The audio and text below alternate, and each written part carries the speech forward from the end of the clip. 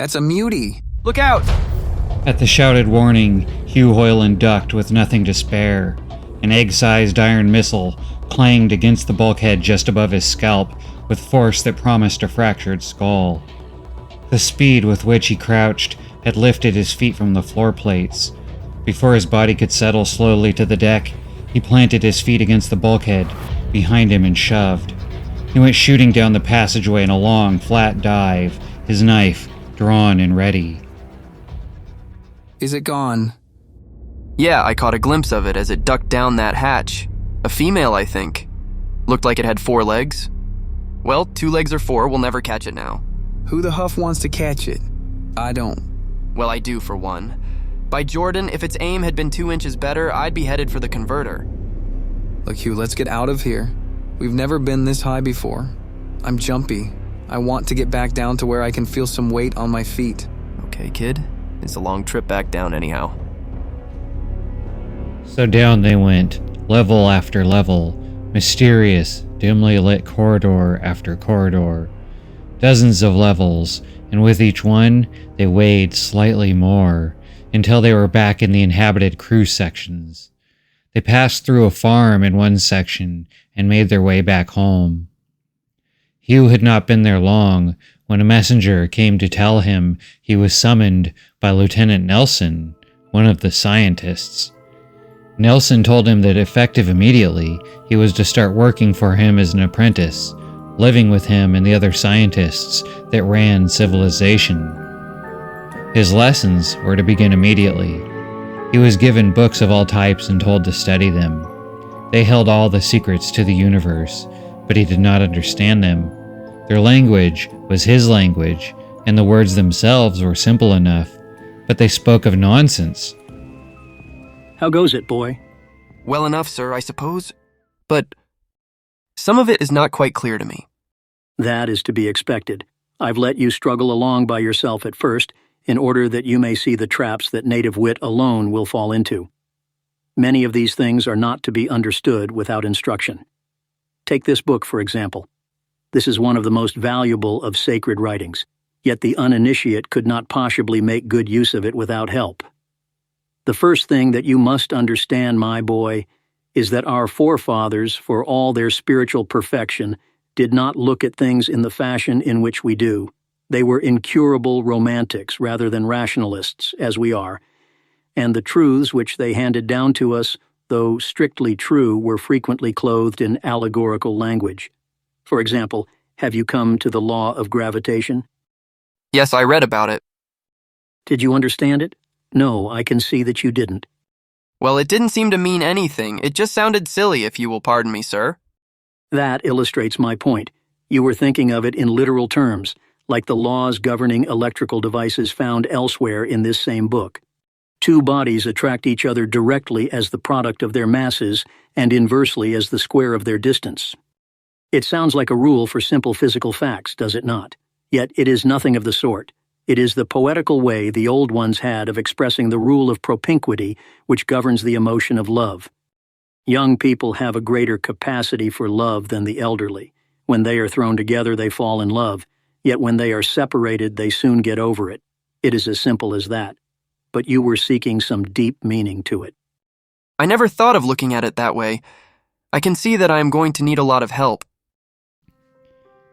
But Hugh soon came to realize that while the older scientists were the pastors of the religion of Jason, some of the younger ones felt differently. They did not see Jason's will behind every action. They did not understand why they should allow the evil muties to exist. How could they be part of Jason's plan? Clearly, the old scientists were soft, so even without permission from the older scientists, they began to make raids on the upper levels.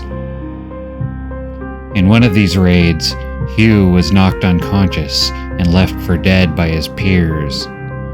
Bobo had gotten him good with a metal ball from his slingshot, and when the others left, Bobo claimed his prize. Good timing, Bobo was getting hungry. He carried Hugh back to Jim Joe's shack. Jim Joe was a 2-headed mutie, and Bobo was a mentally disabled dwarf.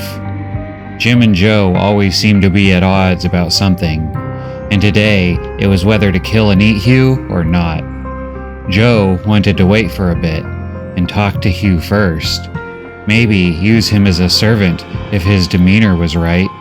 When Hugh regained consciousness, his lifetime of obedience showed, and he took Jim Joe's orders without question. The dynamic worked out well for both of them, for not only was Hugh a good servant, he was also a hungry mind, and no one in the entire universe knew more than Jim Joe. Hugh wanted to boast of his knowledge he had gained in his short time as a scientist. He repeated what the older scientist had said, and Jim laughed. He told of the younger scientist's more atheistic ways, and Joe laughed even harder. Both of those were wrong, he told Hugh. The truth was as he had originally read it in the textbooks. There was no poetic language. It was all straightforward facts. Hugh refused to believe it, so Joe forced him up deck after deck, the gravity getting lighter and lighter until it was gone completely, and they were in the biggest open area Hugh had ever seen. Joe then brought him to a door with a sign above it that read Captain's Veranda, the legendary home of Jason, lost to time, thought to be fictional by many. In this room was the only window in the entire spaceship, and Hugh looked out to see the truth. The ship was not the entire universe. The universe was even bigger than the ship, much bigger. And the holy documents telling of the ship being on a journey was true. It was not poetic language. Over the next few years, Jim, Joe, and Hugh learned how the ship's systems worked, but eventually they came to a dead end. When they tried to run the ship from the bridge, it gave an error message saying that the engine room was not manned. And when they tried to run it from the engine room, it said the bridge was unmanned. All in all, it seemed that about 12 people were needed to start the ship back up and control it again. So Hugh returned to his old home and tried to convince them of the truth. In return, he was thrown in prison and sentenced to death for heresy. Only one old friend was willing to help, but what could they do alone? Hugh sent his friend Alan off to find Jim Joe and Bobo.